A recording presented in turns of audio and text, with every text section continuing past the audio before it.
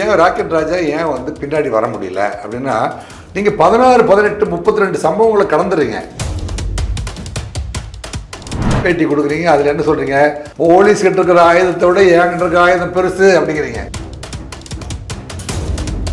என்னை எதிரியாக கருதுறாங்களே, அந்த சமூகத்தில் பல தம்பிகள் எனக்கு இருக்காங்க. தம்பிகள்ங்கிறாரு ரொம்ப பாசத்தோட, அந்த தம்பிகளும் வந்து என்னை அண்ணனா நினைச்ச தம்பிகள் இருக்காங்க. நான் வந்து அந்த ஒரு சமூகத்துக்கே எதிரி இல்லை. அதில் முரண்பாடு எங்கே முரண்பட்டு போறாரு அப்படின்னா, அவனுக்கும் ஏற்பட்ட சண்டை, தனிப்பட்ட விரோதம். அதை தீர்த்து வைப்பதற்கு 1000 படிகள் இருக்குது. இப்போ நீங்கள் சொல்றீங்களா, அருண் அவர்கள் வந்து சென்னைக்குள்ள காலை எடுத்து வச்ச உடனே ஸ்டேட் விட்டு எல்லாரும் ஏன் ஓடுறீங்க? இவ்வளவு நீதிமன்றங்கள் வந்து இருக்கிறது உங்க பிரச்சனையை தீர்த்து வைக்க தானே. இதுல எந்த விதமான சட்ட ரீதியான அணுகுமுறைக்குள்ளேயும் நீங்க நுழைய விரும்பாம, நீங்க வந்து தடி எடுத்தவன் தண்டக்காரன் அப்படின்னு நினைச்சிட்டு நீங்க உள்ள போனதுனால இப்ப கத்தி எடுத்தவனுக்கு கத்தியிலே சாவணும். சென்னையில் மட்டும் 4000 ரவுடிங்க, தமிழ்நாட்டில் மொத்தம் 26,000 ரவுடி. 26,000 + 4,000 மொத்தம் வந்து 30,000 ரவுடிகள் இருக்காங்க. குற்றம் தொடர்பான பல்வேறு சுவாரஸ்யமான தகவல்களை நம்மோடு பகிர்ந்து கொள்ள வந்திருக்கிறார் முன்னாள் காவல்துறை உதவி ஆணையரும் பெஸ்ட் இன்வெஸ்டிகேஷன் கோல்டு மெடலிஸ்டுமான ஐயா ராஜேந்திர ராஜா அவர்கள். வணக்கம் சார். வணக்கம் சுந்தர். சட்டம் சார்ந்து ஒரு ஊடகத்துறையை நீங்கள் நடத்திட்டு இருக்கிறது பெரிய மகிழ்ச்சியாக இருக்குது. நிறையா வந்து சட்டத்தை பற்றி சரியான புரிதல் இல்லாமல் தான் ஏகப்பட்ட ஏற்றத்தாழ்வுகள், சமூக நிகழ்வுகள் நடந்துட்டுருக்குது. நாளொரு மேனியும் பொழுதொரு வண்ணமாக சட்டத்தை பற்றி புரிதல் இல்லாமல் தான் வந்து நடந்துட்டுருக்கு. எனவே ஊடகத்தின் வாயிலாக நீங்கள் சட்டம் சார்ந்து நீங்கள் உங்கள் விவாதங்களை வைப்பது இப்போ மகிழ்ச்சியாக இருக்குது. நம்ம நிகழ்ச்சிக்குள்ள போகலாம். ஆமாம் சார். சார், அந்த சமூகத்தில் வந்து ஒரு காவல்துறை அதிகாரிக்கு இருக்கிற அதே அந்தஸ்தும் பேரும் புகழும் ஒரு சில ரவுடிகளுக்கு இருக்குது சார். ஆனால் நாம் காவல்துறை பார்வையில் அவரை ரவுடின்னு நம்ம சொல்கிறோம். பட் அந்த சமுதாயத்தோட பார்வையில் அவர் வந்து ஒரு சமுதாய காவலன் அப்படிங்கிற மாதிரி பார்க்கப்படுறாங்க. குறிப்பாக நம்ம சொல்லணும்னா இந்த ராக்கெட் ராஜா அவர்களை பற்றி சொல்லலாம். உங்களோட பார்வையில் ராக்கெட் ராஜா பற்றி சொல்லுங்கள் சார். இல்லை, ராக்கெட் ராஜான்னு நீங்கள் நேரடியாக வந்ததுனால இப்போ அவர் சமீபமாக ஓரிரு பேட்டிகளை நான் வந்து பார்த்தேன், கலாட்டா டிவியில் எடுத்திருக்காங்க. அவர் பார்த்தீங்கன்னா அவருடைய அண்ணன் தம்பி அத்தனை பேருமே வந்து நல்ல படித்து வேலையில் இருக்கிற ஒரு நல்ல குடும்பத்தை சேர்ந்தவர். அரசு துறையில் எல்லாரும் வேலை பார்க்குறாங்க. ஆனால் அவர் வந்து இன்னைக்கு ரொம்ப தூரம் பின்னாடி போனதுக்கப்புறம் எனக்கு வந்து சமூக நீரோட்டத்தில் கலந்து வாழ ஆசையாக இருக்கு. சமூக நீரோட்டத்தில் கலந்து பொது சமூகத்தோடு கலந்து வாழ விரும்புகிறேன். எல்லா சமூகத்திலையும் எனக்கு தம்பிங்க இருக்காங்க. இப்போ என்னை எதிரியாக கருதுறாங்களே, அந்த சமூகத்தில் பல தம்பிகள் எனக்கு இருக்காங்க. தம்பிகள்ங்கிறாரு ரொம்ப பாசத்தோட, அந்த தம்பிகளும் வந்து என்னை அண்ணனா நினைச்ச தம்பிகள் இருக்காங்க. நான் வந்து அந்த ஒரு சமூகத்துக்கே எதிரி இல்லை. அதில் முரண்பாடு எங்கே முரண்பட்டு போறாரு அப்படின்னா, தனது சாதிக்காரருக்காக அப்படின்னு ஒரு காலத்தில் இறங்கும் போது அது வந்து உன்னை வந்து தனியாக அடையாளப்படுத்தலை. அது நீ அந்த சாதிக்காக இறங்குற அப்படின்னு வந்து அந்த சேற்றில் குதிச்சதுக்கப்புறம் நீ அதன்படியே நீ பயணம் பண்ண வேண்டியிருக்கு. கிட்டத்தட்ட நீ நல்லவராக இருந்த போதிலும் அந்த சாதிக்காரர்கள் இருக்கிற அத்தனை பேரும் உங்களுக்கு பகைவராகிறாங்க. 2 ஃபேக்ஷனாக மாறிடுது. இந்த ரவுடிசத்தின் காரணமாக ரெண்டு சமுதாயத்துக்குள்ள மிகப்பெரிய, இப்போ நீங்க தமிழ்நாட்டை பொறுத்த வரைக்கும் இப்போ சென்னையில் நடக்கிற திருமண நிகழ்வுகள்லாம் நாங்கள் போறோம். அந்த நிகழ்வுகளில் பார்த்தீங்கன்னா இந்த 2 சமுதாயத்துக்கு இடையில் திருமணங்கள் 10-15 நடந்திருக்கு. உங்களால வந்து அவங்களாம் என்ன ஆகுறது, கடந்த 10 ஆண்டுகளில் வந்து எப்போ வந்து சாதி மறுப்பு திருமணங்கள் வந்து சட்ட ரீதியாக்கப்பட்டு திராவிட முன்னேற்ற கழக அரசால் வந்து அங்கீகரிக்கப்பட்டதோ, சாதி முரண்பாடு தான் வந்து ஒரு சமூக நீரோட்டத்தில் ஒருத்தருக்கு ஒருத்தர் பரஸ்பரமாக பழக முடியாததுக்கு ஒரு முட்டுக்கட்டையாக இருக்குது அப்படின்னு நினச்சிட்டு படித்து மேலே வந்தவங்க, திரைப்படத்துறையில் இருக்கிறவங்க, ஊடகத்துறையில் இருக்கிறவங்க, என்னங்க நல்ல தெளிவான கல்வியை கற்றவங்களாம் வந்து சுத்தமாக இருக்கிறது, சுத்தம் இல்லாதது. சுத்தமாக ஒன்று ஆண் ஜாதி, ஒன்று பெண் ஜாதி. அதே வந்து இப்போ பெண்ணியம்னு தனியாக பிரிக்காதீங்க, என்னங்க மனிதம் அப்படின்னு பாருங்கிறான். மனிதம் அப்படின்னு தான் நம்ம பார்க்கணும். அதுதான் இப்போ பார்த்து யாதும் ஊரே யாரும் கேள்வி. கணியன் பூங்கொண்டன் என்ன சொல்கிறாரு, யாதும் ஊர், இந்த உலகத்தில் இருக்க எல்லா ஊரும் நம்ம ஊர் தாண்டா, எல்லாருமே நம்ம சொந்தக்காரர் தான்டான்னு சொல்கிறாரு. அதுதான் வந்து ஒரு மிக இப்போ தமிழன் என்று சொல்லடா தலை நிமிர்ந்து நில்லடான்னா என்ன அர்த்தம்? எங்களுடைய பார்வை வந்து ஒன்று எங்கள் ஜாதியே, ஒன்று எங்கள் நீதியே, உலக மக்கள் யாவரும் ஒருவர் பெற்ற மக்களே. நானும் தான் 10ஆம் கிளாஸ் வரைக்கும் படிச்சிருக்கேன். நிறைய பேர் சொல்கிறாங்க, திராவிடிகளே சொல்கிறாங்க, நானும் பிஏ வரைக்கும் படிச்சிருக்கேன், நான் +2 பாஸ் பண்ணியிருக்கேன். நீ காலேஜெலாம் போனால் ப்ரேயர் வைக்க மாட்டாங்க. ஆனால் நீ 12ஆம் கிளாஸ் வரைக்கும் தமிழ்நாட்டில் இருக்கிற எல்லா பள்ளிக்கூடங்கள்லையும் ஒரு ப்ரேயர் வைக்கிறாங்க. இது வரைக்கும் யாருமே சொல்லாத ஒரு சப்ஜெக்டை, கற்க கசடர கற்பவை கற்றபின் நிற்க அதற்கு தக அப்படின்னு தான் வள்ளுவர் சொல்கிறாரு. காலையில் ப்ரேயரில் போனோடனே என்ன செய்கிறாங்க, தமிழ் தாய் வாழ்த்து, அப்புறமே கடைசியாக வந்து தேசிய கீதம், அப்புறம் உறுதிமொழி. இது 3. இந்த உறுதிமொழியில் என்ன சொல்கிறாங்க, இந்தியா என் தாய்நாடு, இந்தியர் யாவரும் என்னுடன் பிறந்தோர் அப்படிங்கிறான். இந்த வார்த்தையை வந்து 12 வருஷம் சொல்லி கொடுத்துருக்காரு. 12 வருஷம் சொல்லி கொடுத்து நீ வந்து புரிஞ்சுக்கிட்ட விஷயம் என்ன? கற்க கசடரன்னு வள்ளுவர் சொல்கிறார்ல, கற்றபின் நிற்க அதுக்கு தக சொல்கிறார்ல, இதையெல்லாம் யாரெல்லாம் புரியுறாங்களோ அவங்க சாதியை கடந்துடுறாங்க. இது ஒரு கந்தசாமிக்கும் ஒரு முருகேசனுக்கு சண்டை, அவ்வளோதானே ஒழிய கந்தசாமி என்கின்ற அந்த சாதிக்காரனுக்கும் முருகேசன் என்கின்ற எங்கள் சாதிக்காரனுக்கும் சண்டை அப்படின்னு நீங்கள் தவறான புரிதலுக்கு போகும்போது தானே நீங்கள் வந்து உங்கள் தனிமைப்படுத்தப்பட்டு போயிட்டீங்க. இன்றைக்கி ரொம்ப ஆசைப்படுறீங்க. நீங்கள் வந்து 16 சம்பவம் 36 சம்பவங்களை தாண்டிடுறீங்க. அவசரப்பட்டு நீங்கள் இதே ஊடகத்தில் இன்றைக்கி எனக்கு திருந்தி வாழ ஆசைப்படுறேன், இந்த சமூக நிலையத்தில் சொந்த பந்தமெல்லாம் எல்லா ஜாதி குழக்காரங்களோடும் குடும்பத்தோடவும் நண்பர்களோடவும் கலந்து வாழணும்னு நான் விரும்புகிறேன்னா என்னால் முடியாது. நீங்களே சொல்கிறீங்க ஏன் முடியாது, நான் வந்து அந்த வெகு தூரம் போயிட்டேன் அப்படி. இப்போ அவருடைய நிலைப்பாடு, நீங்கள் ஒரு வழியாக நீங்கள் கற்ற கல்வியை வந்து ஒழுங்காக புரிஞ்சுக்கிட்டு இல்லைங்க, அவனுக்கும் ஏற்பட்ட சண்டை, தனிப்பட்ட விரோதம், அதை தீர்த்து வைப்பதற்கு 1000 படிகள் இருக்குது. இப்போ நீங்கள் சொல்கிறீங்களா, நீங்கள் சட்டம் சார்ந்த துறை, சட்டம் சார்ந்த துறையில் ஊர் பஞ்சாயத்து இருக்குது, கிராம பஞ்சாயத்து இருக்குது. கிராம பஞ்சாயத்தில் உங்களால் தீர்த்துக்க முடியல அப்படின்னு சொன்னால் ஊரில் இருக்கிற பெரிய மனுஷங்க அப்படின்னு இன்னும் சில பேர் இருக்காங்க. அதையும் முடியும்னா காவல்துறை இருக்குது. காவல்துறை தான் இப்போ வந்து மிகப்பெரிய ஹீரோவாக. இப்போ நீங்கள் வேட்டையின் படத்தில் காவல்துறையை ஏன் இவ்வளோ பெரிய ஹீரோவாக காட்ட வேண்டியிருக்கு, சாமி படத்தில் ஏன் வந்து காவல்துறை அவ்வளோ பெருசாக தூக்கி நிறுத்த வேண்டியிருக்கு, காக்காவில் ஏன் வந்து அந்த டைரக்டர்லாம் உள்வாங்கினது என்னென்னா, இந்த நாட்டை பாதுகாக்கிறதுக்கு ஒரு சட்டம்னு ஒன்று இருக்குது, அந்த சட்டத்தை அமல்படுத்துறதுக்கு காவல்துறைன்னு இருக்குது, அந்த காவல்துறை கொண்டு போய் நீதித்துறைன்னு ஒன்று இருக்குது. இப்போ இவ்வளோ நீதிமன்றங்கள், மாவட்ட நீதிமன்றங்கள், எனக்கு குற்றவியல் நீதிமன்றங்கள், சிவில் நீதிமன்றங்கள், என்டிபிஎஸ் கோர்ட்டு, ஃபேமிலி கோர்ட்டு, இவ்வளோ நீதிமன்றங்கள் வந்து இருக்கிறது உங்கள் பிரச்சனையை தீர்த்து வைக்க தானே. இதில் எந்த விதமான சட்ட ரீதியான அணுகுமுறைக்குள்ளேயும் நீங்கள் நுழைய விரும்பாமல் நீங்கள் வந்து தடி எடுத்தவன் தண்டக்காரன் அப்படின்னு நினச்சிட்டு நீங்கள் உள்ளே போனதுனால இப்போ கத்தி எடுத்தவனுக்கு கத்தியிலே சாவுன்னு முடியுது. ஆக நீங்கள் ஏன் பின்னாடி ஏன் ராக்கெட் ராஜா ஏன் வந்து பின்னாடி வர முடியல அப்படின்னா, நீங்கள் 16, 18, 32 சம்பவங்களை கடந்துடுறீங்க. நீங்கள் வந்து ஒரு 6 மாதத்துக்கு முன்னாடி அல்லது ஒரு 2 வருஷத்துக்கு முன்னாடி ஒரு பேட்டி கொடுக்குறீங்க. அதில் என்ன சொல்கிறீங்க, போலீஸ் கிட்ட இருக்கிற ஆயுதத்தை விட ஏங்கிட்ட இருக்கிற ஆயுதம் பெருசு அப்படிங்கிறீங்க. உங்களை நீங்களே பெருசு ஆக்கிக்கிறீங்க. என்னங்க, ஒரு சொல் வெல்லும் ஒரு சொல் கொல்லும்னு. நீங்கள் வந்து உங்களை வந்து மவுண்ட் ரோட்டில் பக்கத்தில் ஒரு இடத்துல வந்து கைது செய்யும்போது அங்கே பல்வேறு ஆயுதங்களை நீங்கள் வந்து வச்சுட்டு பயணம் பண்ணுறீங்க. அப்போ இவர் வந்து ஒரு பல்வேறு விரும்பத்தகாத ஆபத்தான ஆயுதங்களை கையாளுகின்ற அளவிற்கு இருக்கிறாரு அப்படின்னு நீங்கள் எந்த ஆயுதத்தை எடுத்தீங்களோ அதுக்கு கவுண்டராக உங்களுடைய எதிரிகள் பூரா ஆயுதத்தை எடுத்து உங்களை துரத்த ஆரம்பிச்சதுக்கப்புறம் நீங்கள் ஆயுதத்தை விட்டுட்டானாலும் உங்களை நம்ப போகிறதில்ல.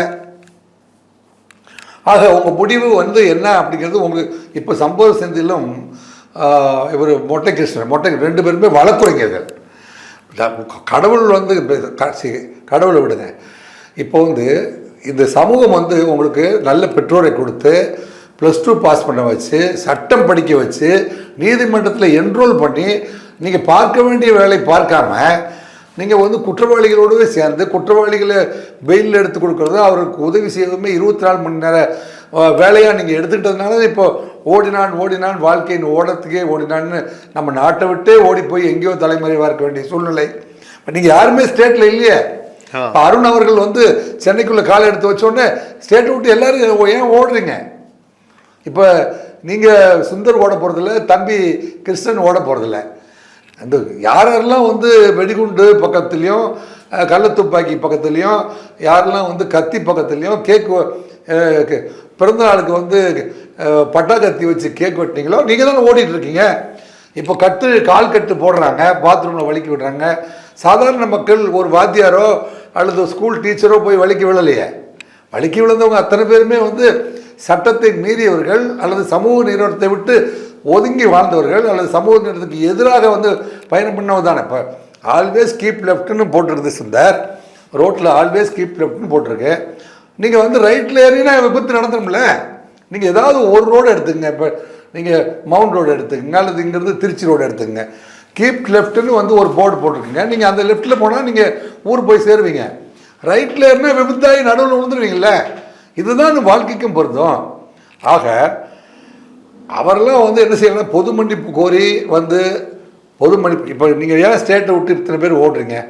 நீங்கள் பொது மன்னிப்பு கேரி உங்களுக்கான வழக்குக்கு இருக்கிற வாரண்டில் நீங்கள் வந்து ஆஜராகி அட்லீஸ்ட் கொடுக்கப்படுகிற மினிமம் தண்டனைகளுக்கு உட்படுத்தி கொண்டு நான் இப்போ இந்த தண்டனைக்கு அப்புறம் நான் மாறிட்டேன் அப்படின்னு சொன்னால் உங்களுக்கும் வழி. வர்றவங்களாம் வந்து அவன் ரவுடின்னு சொல்லுறேன். அதே போல் நம்மளும் சொல்ல விரும்பலை. எல்லாத்துக்குமே ஒரு வழி இருக்குது. என்ன வாழ்க்கையை வந்து மாற்றிக்கொள்வதற்கான வழிமுறை இருக்குது. நீங்கள் வந்து இப்போது வெள்ளைக்கொடி இப்போ ஒரு நாட்டுக்கும் இன்னொரு நாட்டுக்கும் சண்டை நினச்சின்னா வெள்ளைக்கொடியை வந்து வெள்ளைக்கொடியை ஆட்டினா சமாதானம்னு சொல்கிறாங்க. இப்போ நேரு வந்து சமாதான புறாவை பறக்க விட்டார். அப்போ என்ன அர்த்தம்? நீங்கள் வந்து சட்ட ரீதியாக கொடுக்கப்படுற சம்மனுக்கும் வாரண்டுக்கும் நீங்கள் ஆஜராகி அதை எதிர்கொண்டு அட்லீஸ்ட் ஒரு மினிமம் பனிஷ்மெண்ட்டை ஏற்றுக்கொண்டு நான் வந்து அந்த காலகட்டத்தில் நான் மனம் மாறிட்டேன். அப்படி தானே சேரா என்கின்ற ராஜேந்திரன் மனம் மாறி போய் மதுரையில் குடியிருக்கானோ இல்லையா? சேராவுடைய பயணம் வந்து ஒரு 15 ஆண்டுகள் வந்து கடுமையான பயணம். அவங்க சுற்றி இருக்கிற சொந்த பந்தம்லாம் இழக்கிறான். இழந்தது போதும்னு கடைசியாக முடிவு எடுத்து இப்போ சேரா என்கிறவன் வந்து இப்போ வடசென்னையிலேருந்து போய் மதுரையில் வேறு தொழிலுக்கு தன்னை மாற்றிக்கொண்டு சாதாரண வாழ்க்கையை ஏற்றுக்கொண்டான். அவன் வந்து அதில் வந்து ஒரு வெற்றியாளர் அல்லது மாற்றுப்பாதையை தேர்ந்தெடுத்து அதில் வெற்றி கண்டவன் என்று நம்மளால் சொல்ல முடியும். அது போன்ற பாதையை தேர்ந்தெடுப்பானால் தன்னைத்தானே வந்து சுய பரிசோதனை செய்து கொண்டு தனக்கு எதிராக போடப்பட்ட வழக்குகளில் வந்து சரண்டராகி ஆஜராகிட்டு குறைந்தபட்ச தண்டனை கொடுங்கள், நான் மனம் திருந்துகிறேன் என்று சொன்னான். இப்போ வந்து நீங்கள் பார்த்தீங்கன்னா 10 வருஷம் வந்து ஆயுள் தண்டனை கொடுக்குறாங்க, புழல் ஜெயிலில் போய் அடைக்கிறாங்க. யாருமே 10 வருஷம் இருக்கிறதில்ல. 7 வருஷம் ஆனோடனே வந்து அண்ணா பிறந்தநாள், காந்தி பிறந்தநாள், நன்னடத்தை, ஒழுக்க நெறி இவையெல்லாம் கற்றுக்கிட்டாரு, ஒரு டிகிரி பாஸ் பண்ணார் ஜெயிலில் இருந்த அப்படின்றதுக்கப்புறம் 6 வருஷத்துலேயே அவங்களெல்லாம் விடுதலை பண்ணுறாங்க. அந்த மாதிரியான மனமாற்ற சூழ்நிலைக்கு வந்துட்டா இப்போ நமக்கு என்னென்னா நமது கவலையெல்லாம் என்னென்னா சென்னையில் மட்டும் 4000 ரவுடிங்க. சென்னையில் மட்டும் 4000 ரவுடிகள் இருக்காங்க. தமிழ்நாட்டில் மொத்தம் 26,000 ரவுடி. 26,000 + 4,000 மொத்தம் வந்து 30,000 ரவுடிகள் இருக்காங்க. இதில் வந்து A+ வந்து அதில் 10% A+. சமூகத்துக்கு எவ்வளோ பெரிய ஆபத்து. ஏன்னா நீ அவ இப்போ வந்து கற்க கசடர கற்பவை கற்றவன் நிற்காதக்கத்தாக கற்கை நன்றே பிச்சை புகழும் கற்கன்றே. நானெல்லாம் வந்து காவல் நிலையத்தில்ங்க இப்போ நான் வந்து ஆயிரக்கணக்கான பேர் கைது பண்ணியிருக்கேன். கைது பண்ணி புழல் ஜெயிலுக்கு அல்லது மத்திய சிறைக்கு, திருச்சி சிறைச்சாலைக்கெல்லாம் நான் அனுப்புகிற போது அவங்க உறவினர்கள் வந்து சாப்பாடு கொடுக்குறதுக்கோ பார்வையிட வருவாங்க. அப்போ அந்த திருடன் என்ன சொல்லிட்டு வண்டி ஏறான்னா, பாப்பாவை ஸ்கூலுக்கு அனுப்பிடு மறக்காமல்.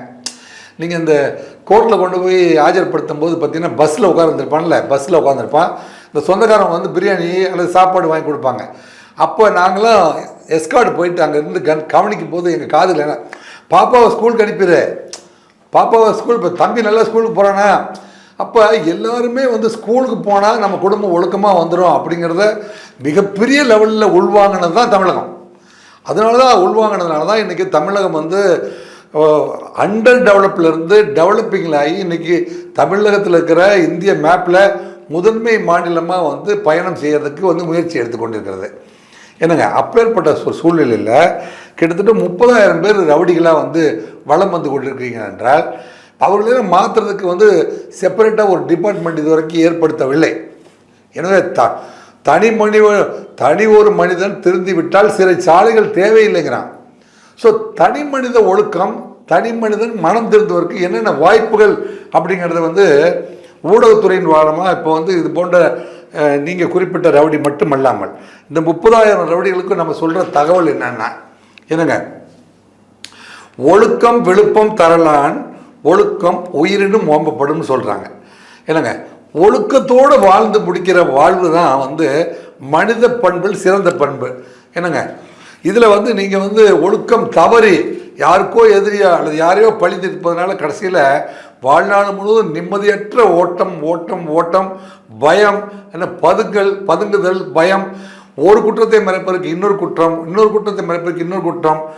இப்போ உங்களை பார்த்து என்ன செய்கிறான், வருங்கால இளைஞர்களில் கொஞ்சம் சுறுசுறுப்பாக இருக்கிற இளைஞர்கள்லாம் என்ன செய்கிறான், நம்மளும் ஒரு டான் ஆகிட்டோம்னா நம்மளை பார்த்து நிறைய பேர் பயப்படுவாங்க, நம்ம ஒரு 2 சம்பவம் பண்ணி பார்க்கலாமே, அவர் ராக்கி ராஜாவை மதிக்கிற மாதிரி நம்மளை மதிக்க மாட்டாங்களா, இந்த மொட்டை கிருஷ்ணன் மதிக்கிற மாதிரி, ஹரிஹரனை மதிக்கிற மாதிரி, அருளை மதிக்கிற மாதிரி, திருவங்கடத்தை மதிக்கிற மாதிரி நம்மளை மதிக்க மாட்டாங்களா அப்படின்லாம் வந்து சில பேர் ஆசைப்படுறான்.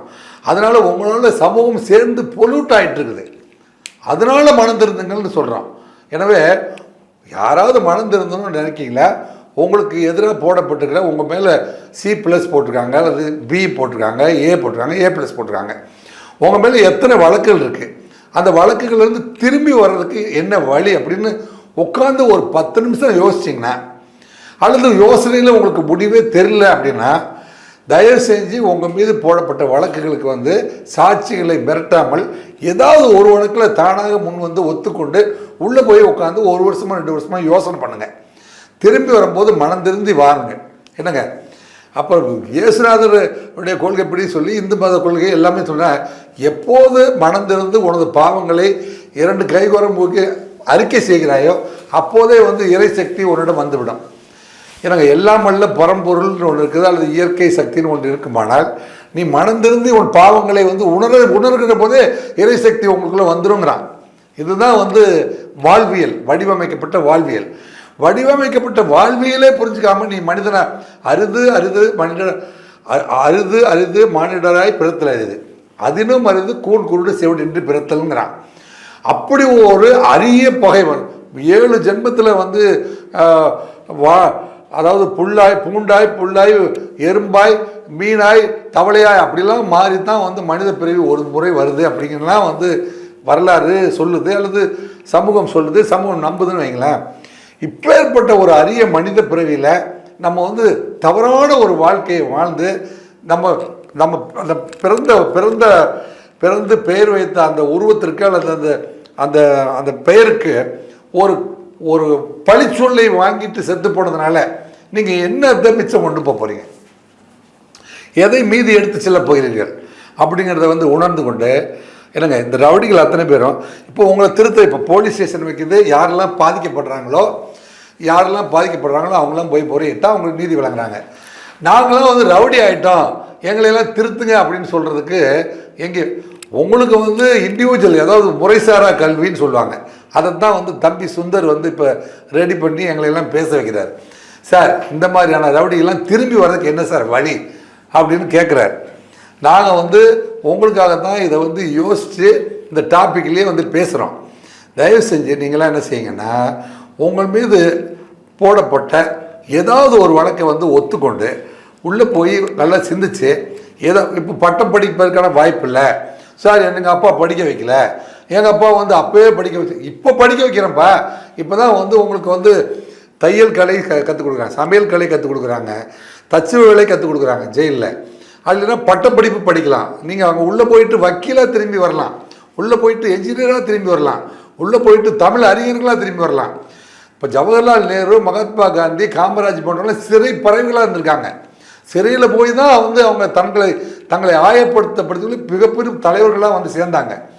நீங்கள் சிறைச்சாலைக்கு போய் அதை வந்து அந்த அந்த நேரத்தை பயனுள்ள நேரமாக மாற்றிட்டு அதை வந்து நற்சிந்தனைகளை வளர்ப்பதற்கும் நல்ல கருத்துக்களை பதிவு செய்கிறதுக்கும் வந்து நீங்கள் வந்து முன் வருவீர்களானால், சிறைத்துறையை நாங்கள் வேண்டி நீங்கள்லாம் வந்து இவங்களுக்கெல்லாம் வந்து நாங்கள் திரும்பி சொல்லிட்டு தான் இருக்கோம். சிறைத்துறையில் தயவு செஞ்சு இந்த மாதிரியான கிரிமினல்ஸ்லாம் மனமாற்றம் ஏற்படுற அளவுக்கு அடிப்படை சிந்தனை மாறுகின்ற அளவுக்கு அவங்களுக்கு பயிற்சி அளிக்கணும் அப்படின்னு வந்து நம்ம சொல்லிட்டு இருக்கோம்.